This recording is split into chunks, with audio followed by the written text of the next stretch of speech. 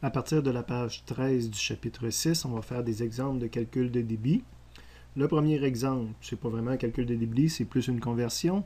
Exemple 1, transformer 2000 mètres cubes par heure, donc c'est un débit en volume, en gallons US par minute. Donc d'autres unités, sachant qu'un gallon US correspond à 3,69 litres. Donc c'est un problème pur de conversion. Si on fait la révision, il y en a encore qui ont de la misère là, à faire autre chose que des règles de 3 mal faites souvent dans leur conversion. Donc, je commence toujours par écrire c'est quoi mon problème que j'ai à résoudre. Donc, dans ce cas-ci, j'ai 2000 mètres cubes par heure. À convertir est égal à combien de US gallons par minute. Donc, ça, c'est une première étape. C'est juste de traduire le problème en langage scientifique, si on veut. Maintenant, je commence ma conversion. Donc, je réécris mon 2000, la donnée numérique. Je réécris mes unités, puis quand j'ai un divisé, je les mets en haut et en bas. Ça me permet de m'assurer qu'il va y avoir des simplifications d'unités. Et maintenant, la méthode, c'est de multiplier par des facteurs de conversion. Des facteurs de conversion, c'est quoi? C'est un rapport. Je vais toujours commencer habituellement par régler en haut. Donc, je veux faire disparaître mètre cube pour faire apparaître des gallons. Mais là, je n'ai pas de rapport entre mètre cube et gallon. J'ai un rapport entre gallon et litre. Donc, il faudrait que je fasse apparaître litre en premier. Donc, au lieu d'avoir mètre cube en haut, j'aimerais mieux avoir litre puis mètre cube. Donc là, soit que je le sais, soit que je vais sur Internet pour me trouver un rapport entre 1 mètre cube et des litres. Mais imaginez un mètre cube, 1 mètre par 1 mètre par 1 mètre. Combien il y a de litres de lait qui rentrent là-dedans? Une méchante quantité.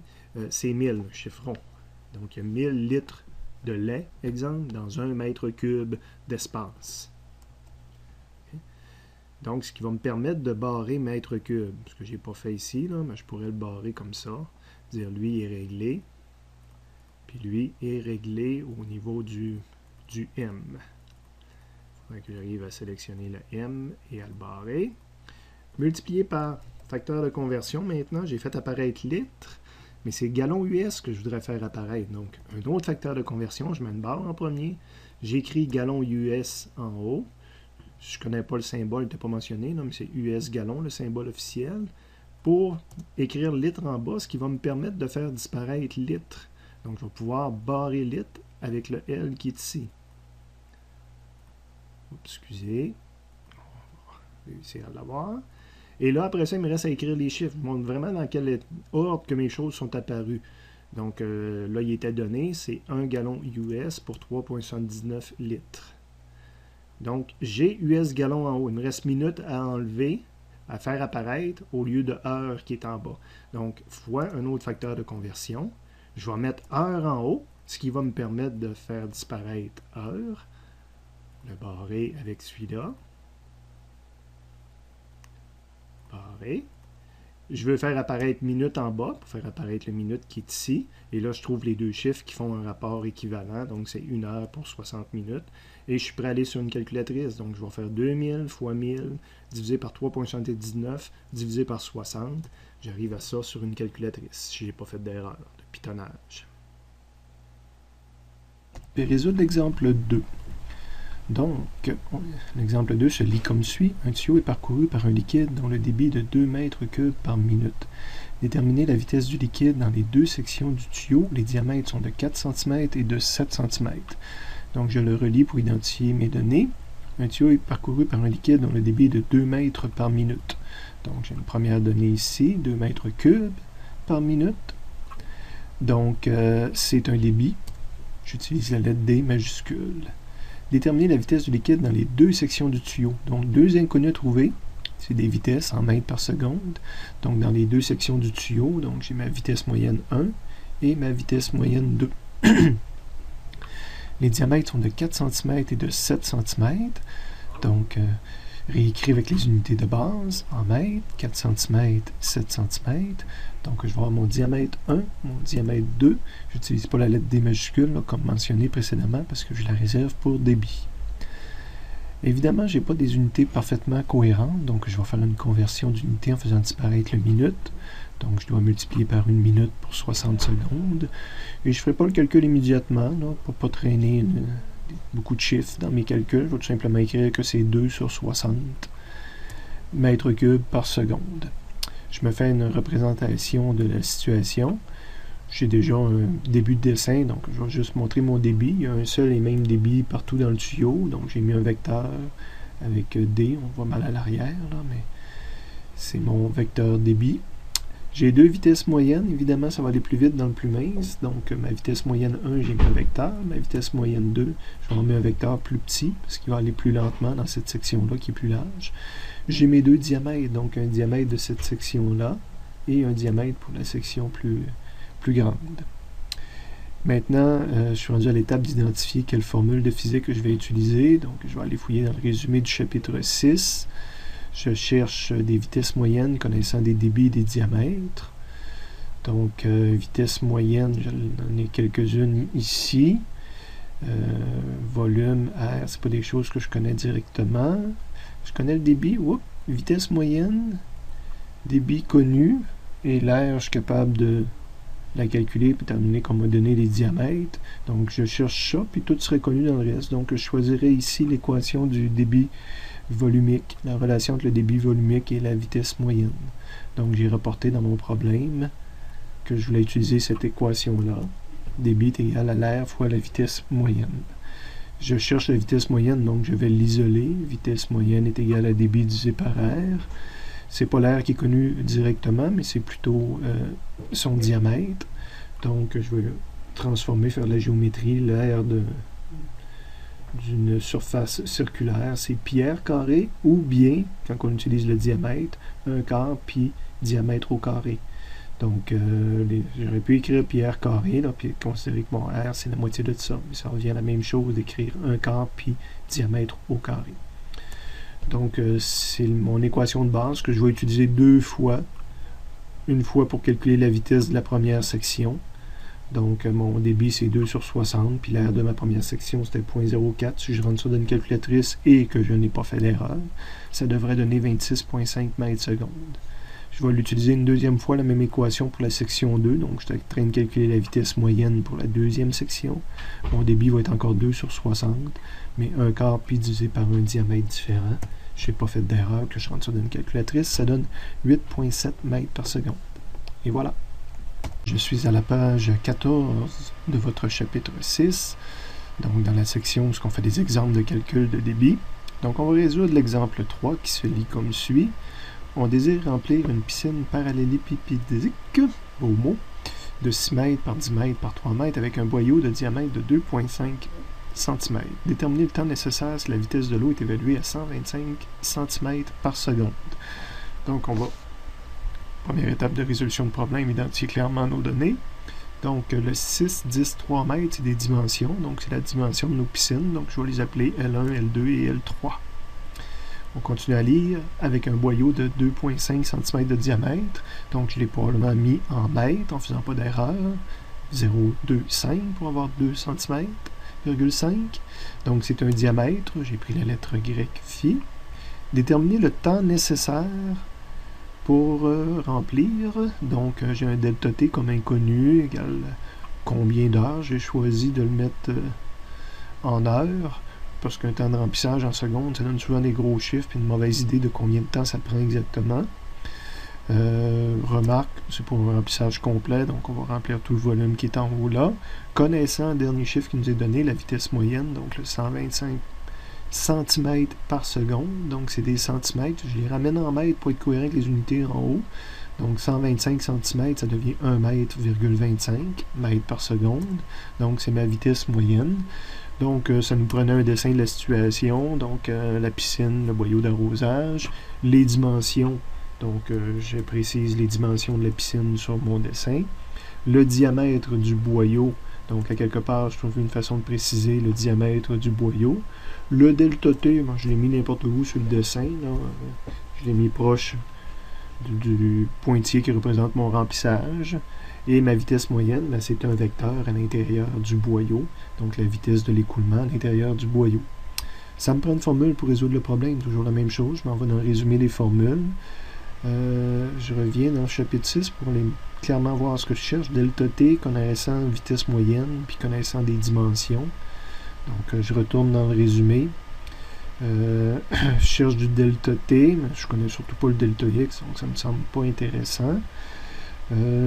Ça serait toujours possible d'arriver à faire quelque chose avec ça.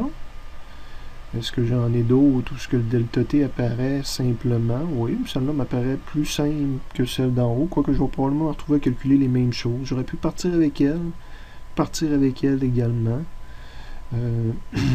Je vais avoir à calculer volume puis A de toute façon. Donc ça semble être la même chose. Je ne parle pas que celle de la masse, évidemment. Donc mon choix pour démarrer ce problème-là, je vais choisir de le démarrer avec celui-ci. Donc je reviens dans mon chapitre 6, puis j'ai écrit que j'ai pris la définition du débit volumique, que débit est égal à V delta T, V divisé par delta T, volume divisé par delta T, et je vais isoler delta T, ce que je cherche, mais je connais ni le volume ni le débit, mais il me semble que j'ai tout ce qu'il faut pour les calculer. Donc je m'arrête ici, et je vais commencer par régler celui-là d'en haut, le volume. Donc je vais faire un calcul de volume, c'est la partie qui était la plus simple dans le problème. J'ai rien qu'à multiplier mes trois dimensions ensemble, et ça me donne 180 mètres cubes. Deuxième partie que je vais vouloir, c'est régler le débit. Donc ça va me prendre une relation de débit à partir de la vitesse moyenne. Donc je retourne ici, et ça va être celle ici. Quand je vous disais que dans le fond les mêmes lettres allaient apparaître, ben, on le voit là, quand je prends débit est égal à l'air fois vitesse moyenne, je fais apparaître les mêmes lettres. Donc la relation entre le débit et la vitesse moyenne. Donc, ma relation entre le débit et la vitesse moyenne d'écoulement, je l'ai copié de l'autre feuille. Débit est égal à l'air fois vitesse moyenne. Évidemment, c'est l'air de la canalisation ici. Donc, l'air de la canalisation, pi r carré, ou un quart pi d carré, pi diamètre au carré, fois ma vitesse moyenne.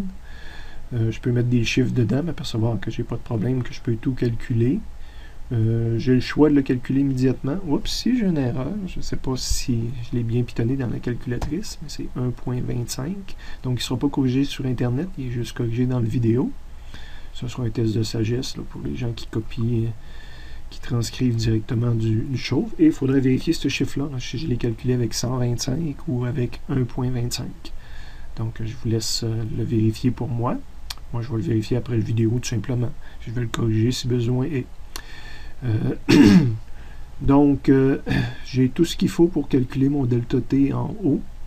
Donc, je vais ramener mes deux calculs que j'ai fait là, 2 et 3 dans mon premier. Delta T, mon volume, c'était 180, je l'avais calculé. Et j'avais choisi, quand je le mets d'un rouge différent, c'est que j'ai choisi probablement de ne pas le calculer immédiatement. Je le mets pour les étudiants qui tiennent à le calculer immédiatement, mais moi, j'aurais plutôt traîné mes chiffres, puis j'aurais fait le calcul à la fin. Donc, si je rentre tout ça dans une calculatrice, évidemment, encore une fois, ici, c'est 1,25.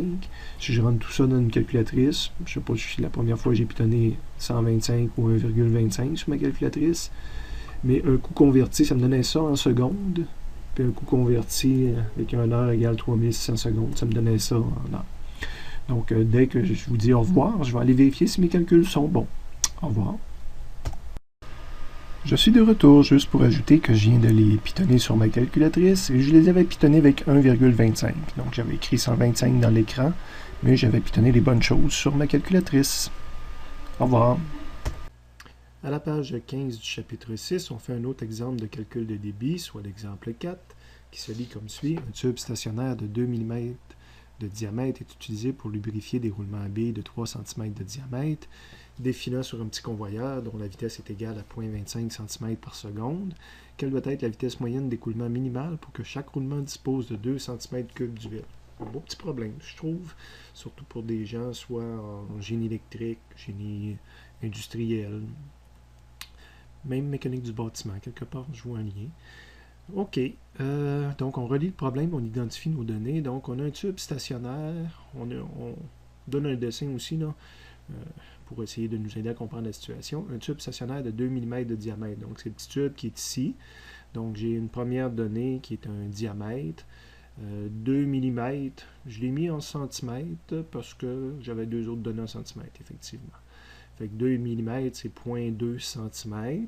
C'est un diamètre soit D majuscule ou dans le domaine de mécanique des fluides, je vous disais qu'on prend souvent le symbole phi, la lettre grecque phi majuscule, phi 1, et c'est le diamètre de mon tube ici. Là. Donc je me mets une cote pour montrer que c'est le diamètre de ce petit tube-là.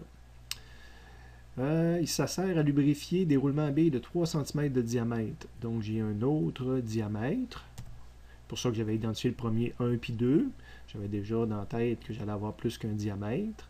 Et cette fois-ci, c'est le diamètre là, des billes qu'on a ici. Donc je l'ai mis sur mon dessin. Ces billes-là circulent sur un convoyeur qui est à 0,25 cm par seconde. Donc j'ai une vitesse, donc c'est V. J'avais 1 puis 2 parce que je peux avoir une vitesse d'écoulement ici et une vitesse ici, donc je vais l'appeler V2 et je vais la montrer comme étant les billes qui avancent à une vitesse V2. On continue. Quelle doit être la vitesse moyenne d'écoulement minimale pour que chaque roulement, bon, donc comme question, on me demande quelle est la vitesse minimale d'écoulement. J'aurais pu l'appeler V1, ça n'aurait pas été mauvais, mais c'est une vitesse moyenne, puis l'écoulement, bon, on parlait souvent de vitesse moyenne dans un écoulement. Donc, c'est une vitesse en centimètres par seconde, mais c'est la vitesse à l'intérieur de la canalisation ici. Donc, V1 aurait pu faire, mais là, je l'ai appelé V moyen, puis ça m'a différencié de l'autre vitesse. Et c'est une valeur minimum qu'on nous demande. Donc, évidemment, si j'en mets plus, au niveau industriel, ben, ce serait gaspiller du lubrifiant pour rien si ça, c'est la valeur minimum que ça me prend. Pour que le dernier chiffre qu'on rencontre, que chaque roulement ait 2 cm3 d'huile, donc 2 cm3 de lubrifiant, si on veut. Donc, c'est un volume, V majuscule, il faut faire la différence entre les deux V qu'il y a là. Puis, je veux qu'il soit plus grand ou égal à 2 cm3. Dispose d'au moins 2 cm3, donc je veux que ce soit plus grand ou égal à 2 cm3. Donc, ça, c'est le volume qui sort de ce tuyau-là pendant le passage de une bille. Donc, c'est pour la durée du passage d'un roulement. J'ai pas fait beaucoup de problèmes de ce type-là où on demande des valeurs minimum. Je ne l'ai pas écrit. Là. Ici, j'aurais pu écrire V moyen minimum, si on veut. Mais quand je cherche des valeurs minimum, j'essaie toujours d'avoir une condition d'inégalité. Parce que je vais travailler avec cette condition-là. Vous allez voir, c'est peut-être pour certains la première fois que je démarre un problème comme ça. Mais quand on me demande soit une valeur minimum, maximum, j'aime bien à quelque part avoir dans mes données ou dans mes équations de physique d'avoir une inégalité pour pouvoir travailler avec cette inégalité-là plutôt que démarrer avec le point d'interrogation si on veut. Pour l'instant, il ne me manque rien sur mon dessin. Le reste, c'est des ajouts que j'ai faits en cours de résolution. Comme je vous dis, au lieu de partir mon problème en disant « Ah, je vais trouver une équation pour le point d'interrogation », je commence mon équation avec la condition à respecter.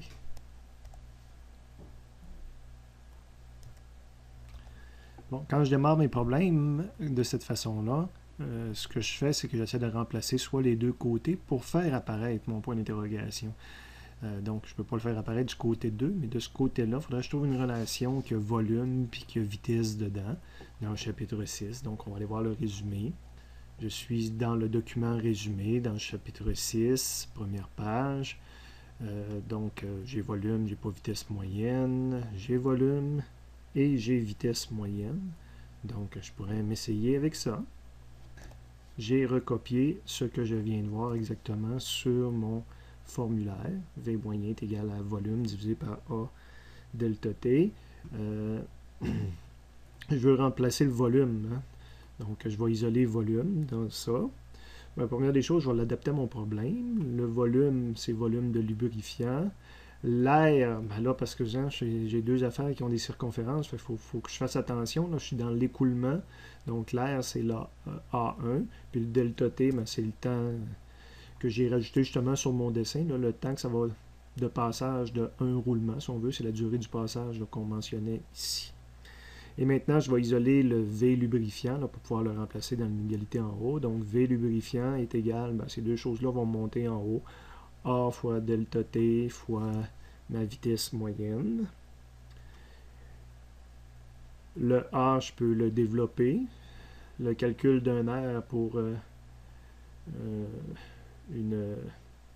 un air qui est circulaire comme ça, c'est 1/4 pi fois le diamètre, ou pi r carré, là, mais quand j'utilise le diamètre, on se rappelle que c'est le facteur 1/4 qui est en avant, donc 1/4 pi d au carré, fois delta t fois le v moyen, et je pourrais regarder si je connais tout dans ça.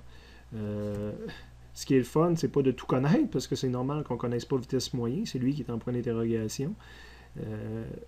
C'est le fun quand on connaît tout, sauf celui-là, mais là, je m'aperçois que je vais quand même avoir une deuxième inconnue.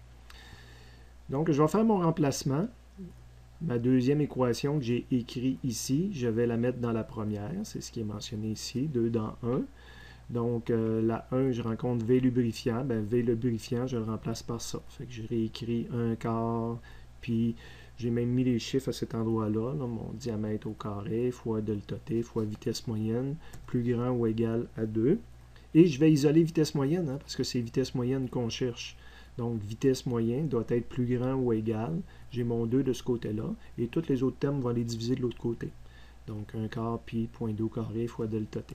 Je suis quand même bloqué à cet endroit-là parce qu'il me manque une valeur. Puis on s'aperçoit aussi, quand on disait que c'est une valeur minimum, on voit qu'en utilisant l'inégalité, j'arrive quand même, lors de mon isolation, que vitesse moyenne doit être plus grand ou égal à ça. Donc, ça confirme que la vitesse moyenne, il y a une valeur minimum qu'il ne faut pas aller en deçà. Maintenant, il faut que je calcule le delta T. Donc, il faut que j'y revienne, que j'étudie ma situation, puis que je me dise comment que je pourrais obtenir le delta T qui est ici. Ben, je connais la vitesse d'avancée des billes, puis le delta T correspond au passage de une bille. Donc, je connais le delta T, puis je connais aussi le delta X. Pour ça, je me suis rajouté mon système d'axe ici. Je vais faire un problème sur l'axe des X, là, en cinématique pure, comme dans les premiers chapitres, que ces billes-là avancent sur un axe des X. Puis dans le fond, la distance qu'une bille parcourt, ben, c'est la distance de un diamètre, là, parce que le diamètre qui était ici, c'est le même diamètre sur l'autre dimension. Donc, je veux qu'une bille avance de l'équivalent de sa longueur de diamètre. Donc, je connais le delta X, je connais le delta T, puis je cherche... je connais le delta X, je connais le V, puis je cherche le delta T. Donc, on fait vraiment de la cinématique 1D, chapitre 2, tout simplement, si on veut. On est à vitesse constante. Donc, vitesse moyenne en 1D selon l'axe des X. Avant de l'écrire dans ma solution, je vous ramène vraiment, c'est vraiment dans le chapitre 1, c'est la cinématique quand l'accélération est égale à 0, là, les relations entre x, v, puis delta t. On a vitesse moyenne selon x est égale à delta x sur delta t, qui est ici. Donc c'est ça que je vais utiliser là, dans mon problème. J'y reviens. Donc je l'ai écrit ici. Vitesse moyenne selon x est égale à delta x sur delta t. On se rappelle qu'on cherchait quelque chose pour delta t. Donc, fait que je vais isoler delta t dans ça, il va monter, puis vitesse moyenne va descendre. Ben là, je l'adapte à mon problème. Ma vitesse moyenne, c'est ma vitesse 2. Il faut faire attention, là, parce que ça peut être en conflit des fois. Pour ça, ici, j'aurais peut-être préféré l'écrire vitesse 1. Mais ma vitesse moyenne, je suis en train d'étudier le problème des billes qui avancent. Là. Donc, ma vitesse moyenne, c'est vitesse 2. Puis elle est positive. Elle est dans le bon sens par rapport à l'axe des X. Est égal à delta x. Mon delta x, on a dit que c'était la longueur d'une bille, donc c'est diamètre 2 divisé par delta t. Je vais isoler le delta t. Lui va monter, lui va descendre. Et ici, des chiffres. Donc, 3 divisé par 0.25, ça prend 12 secondes à ce qu'une bille passe devant le lubrifiant. Et là, je vais ramener cette valeur-là dans l'équation 3. Donc, vitesse moyenne est plus grande ou égale à 2 divisé par 1/4, puis mon 12 secondes va venir ici, et je peux calculer que la vitesse moyenne doit être plus grande que 5,31 mètres par seconde. J'ai fait un petit ajout en bas parce qu'on est dans la section calcul de débit, puis on n'a pas vraiment de calcul de débit. Il faudrait peut-être que je me décide à changer la question pour dire quel doit être le débit moyen minimum, mais ça compliquerait quand même beaucoup, ça demanderait beaucoup de changements dans ma solution, là. Donc, je fais juste dire que finalement, cette vitesse moyenne-là, si je voudrais avoir un débit à la place, ça va me prendre une formule dans les résumés qui fait la relation entre la vitesse moyenne et le débit. Débit volumique, que je vais m'intéresser plus la plupart du temps. Donc, c'est la relation qui est ici. Relation entre le débit et une vitesse moyenne. Donc, je copie ça dans mon solutionnaire, dans ma solution. Je suis ici, donc D est égal à A fois vitesse moyenne. Évidemment, je fais attention parce que là, j'avais des aires de billes puis des aires du tuyau. Donc, encore une fois, c'est le tuyau, c'est A1 fois la vitesse moyenne dans le tuyau. Je mets donc le A1, c'est 1/4 pi diamètre au carré fois vitesse moyenne. Puis je peux mettre des chiffres, puis je mets le 5,31 que j'ai calculé tout à l'heure. Puis ça me donnerait une valeur en débit au lieu d'en vitesse d'écoulement. À la page 16 du chapitre 6, on résout un dernier exemple de calcul de débit. Donc, prenez quelques secondes pour arrêter la vidéo et lire par vous-même l'exemple 5. Après une première lecture, on en fait une deuxième pour identifier nos données. et essayer d'illustrer la situation en même temps. Donc, j'ai démarré le dessin en faisant ma piscine, puis un tuyau de remplissage. Bon, premier chiffre que je rencontre, c'est le 24 pieds de diamètre de la piscine. Donc, 24 pieds, c'est un diamètre. J'utilise la lettre grecque phi. Puis, je vais avoir plus qu'un diamètre. Donc, je l'ai identifié comme diamètre de P. Sur mon dessin, c'est le diamètre de la piscine. Deuxième chiffre que je rencontre, c'est le 3,5 pieds d'eau de haut. D'eau de haut. Donc, le 3,5 pieds, c'est une hauteur d'eau. Donc, je l'ai identifié comme une hauteur de la piscine, HP. Avec un boyau de 3/8 de pouce. Donc, ici, j'ai mon 3/8 de pouce. C'est aussi un diamètre, mais là, c'est le diamètre du boyau. Donc, j'ai utilisé la lettre B pour différencier avec l'autre diamètre. Je l'ai mis à côté de la sortie du boyau, ici. Lorsqu'on ouvre le robinet, on observe que l'eau s'écoule au bout de 50 pieds. Donc là, j'ai une longueur de boyau. Mais j'ai aussi appelé ça le delta X parce que c'est la vitesse de mon fluide qui s'écoule. Donc, j'ai appelé ça delta X dans le boyau. Puis je l'ai mis sur la cote ici là, que j'avais associée à mon boyau. 50 pieds après 6,86 secondes. Donc, j'avais un temps écoulé, un delta T, puis aussi dans le boyau. Donc, un delta T dans le boyau d'écoulement. Puis, on me demande d'estimer le temps de remplissage. Donc, mon inconnu, c'est du temps de remplissage que j'ai décidé, c'était pas écrit dans la question, je le rajoute en heures, s'il vous plaît. Donc, c'est un delta T aussi, mais de la piscine, le remplissage de la piscine, delta T. J'avais des pieds 3 fois, des pouces. Je vais avoir converti lui en pieds pour m'assurer de travailler tout dans le même domaine. Donc, j'ai pouces en haut, je mets pouces en bas. Un pied pour 12 pouces, ça permet de faire disparaître les pieds. Et ça me donne 3,96 de pieds. Je ne le calcule pas, je vais le traîner comme ça. Donc, je cherche un delta T dans le domaine des débits. On va aller dans les résumés pour voir qu'est-ce que je pourrais prendre pour faire sortir, pour faire apparaître mon point d'interrogation ici. Dans le document résumé, chapitre 6, delta T, je vois ici avec la vitesse. Je pourrais toujours travailler avec ça, c'est pas impossible. Même chose ici. Mais on est dans le domaine des débits principalement, puis je préfère toujours le débit volumique au débit massique. Donc je vais travailler avec celle-ci, puis je vois le volume ici, ça va être probablement le volume de ma piscine. Donc je vais m'essayer avec ça, que j'ai retranscrit ici. On va l'adapter à notre problème, hein, parce qu'on peut avoir différents volumes, différents delta T, etc. Donc c'est le volume de la piscine divisé par le temps de remplissage de la piscine. Je vais isoler ma variable que je veux connaître. Ça monte, ça descend, donc V divisé par D. Je ne connais ni un ni l'autre pour l'instant. Quand je connais ni un ni l'autre, je commence par régler en haut. Donc le volume de la piscine, c'est de la géométrie. Donc le volume de cette chose-là, ça va être la section fois la hauteur. Donc l'aire de la piscine fois la hauteur de la piscine. On précise que c'est de la piscine. L'aire de cette section-là, ben, c'est 1/4 pi fois le diamètre de la piscine fois hauteur de la piscine. J'ai tous les chiffres pour calculer le volume de la piscine si je veux, ou je peux continuer à traîner les chiffres si je veux faire mes calculs juste à la fin. Donc j'ai réglé le volume en haut, calcul de débit en bas.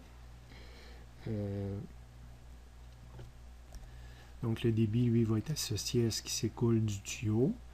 Je ne peux pas reprendre la même formule, évidemment. Donc là, je vais faire un lien avec la vitesse moyenne parce que je réalise que je vais être capable de faire un calcul de vitesse moyenne ici.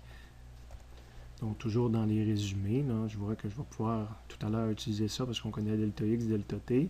Donc, je vais vouloir une relation entre mon débit et ma vitesse moyenne. Ben, c'est ce que j'ai ici, une relation entre mon débit et ma vitesse moyenne. Donc, je viens de trouver deux outils que je vais utiliser dans ma solution.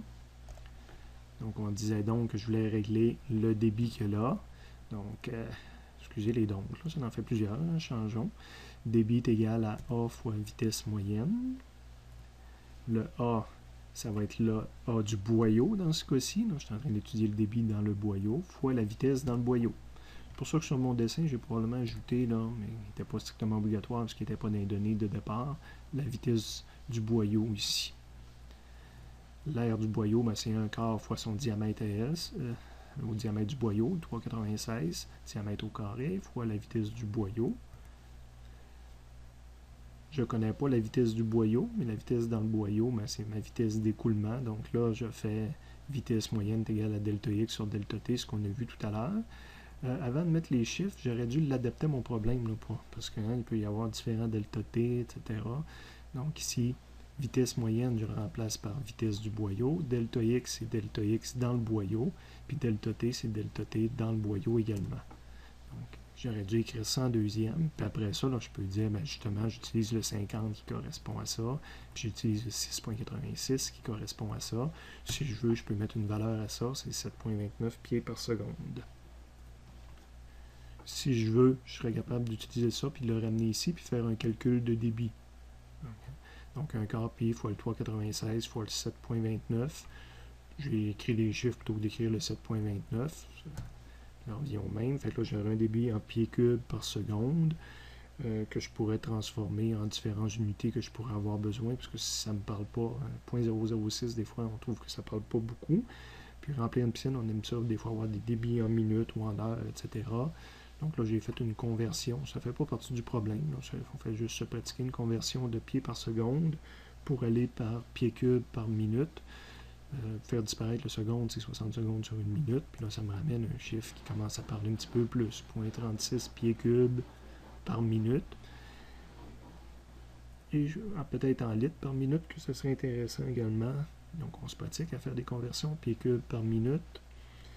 Je veux ramener ça en litres par minute. En bout de ligne, j'aimerais savoir une réponse en litres par minute. Pas évident, à moins d'avoir une calculatrice qui le fait. Ou de se rappeler qu'un litre, c'est 10 cm par 10 cm par 10 cm. Un litre, là, c'est un bloc de 10 cm d'arête. Donc, les pieds, je peux les ramener à des centimètres. Il faut que je commence par les ramener au pouce. Personnellement, je suis capable de passer facilement de pouce à centimètre. Donc, mes pieds cubes ici, je vais remplacer ça par des pouces cubes. Donc, j'ai mes pieds cubes en bas, puis pouces cubes en haut. Puis c'est 1 pour 12, mais là, je suis au cube. C'est un 12 au cube, puis c'est un 1 au cube, mais 1 au cube, ça reste 1. Fait que là, je peux scraper pieds cubes, j'ai des pouces cubes. Puis entre pouces et centimètres, ça, je le connais bien à cause de la règle de 30 cm. C'est 1 pouce pour 2,54 cm. Donc, je mets mon pouce en bas au cube, puis je mets mon 2,54 cm en haut, mais il est au cube, incluant le cube ici. Et maintenant, je peux faire disparaître centimètres cubes pour faire apparaître litres. On a dit tantôt que 1 litre, c'était 10 par 10 par 10, c'est-à-dire 10 à la 3 cm3. Et je peux l'exprimer. Puis ça commence à être un litre intéressant, 9,5 litres par minute. C'est des choses qu'on est capable de percevoir. Des fois, le 0,06 pieds cubes par seconde, c'est pas aussi clair. Fait que des fois, on fait des conversions d'unités juste pour que ce soit une grandeur qui nous parle beaucoup plus. Bon, oublions les conversions d'unités. Dans le fond, ce que je voulais faire, c'était mon calcul initial de temps de remplissage. Mon temps de remplissage qui est en haut ici. Donc, je vais tout ramener mes calculs intermédiaires, 4 puis 2 dans ce calcul-là. Donc, 4 dans 3 et dans 2, puis dans 1 en bout de ligne. En bout de ligne, c'est que je calcule le delta t qui est ici, est égal à VP. VP, mais c'est la valeur que j'ai là, 1 quart puis 24 fois 3,5. Donc, on va voir ça en haut ici. 1 quart puis 24 carré fois 3,5. Mon delta t, c'était ça, divisé par d. Mais mon d, en bas, ça va être 1 quart, puis le 3,96 au carré, fois VB. Puis VB, c'est 50 sur 6,86. Fait qu'il est écrit là. Je pitonne tout ça dans une calculatrice, puis j'obtiens ma réponse en secondes. Évidemment, si c'est pas quelque chose qui parle, c'est bien trop gros, on va le transformer en heures, en multipliant soit par 3600 secondes pour une heure ou en 2 étapes, là, dépendant de ce qu'on connaît et de ce qu'on se rappelle, comment on veut le présenter. Fait qu'ici, j'ai plutôt fait 1 minute pour 60 secondes, puis après ça, 1 heure pour 60 minutes. Et là, ça me donne un ordre de grandeur qui m'intéresse plus, 78,7 heures.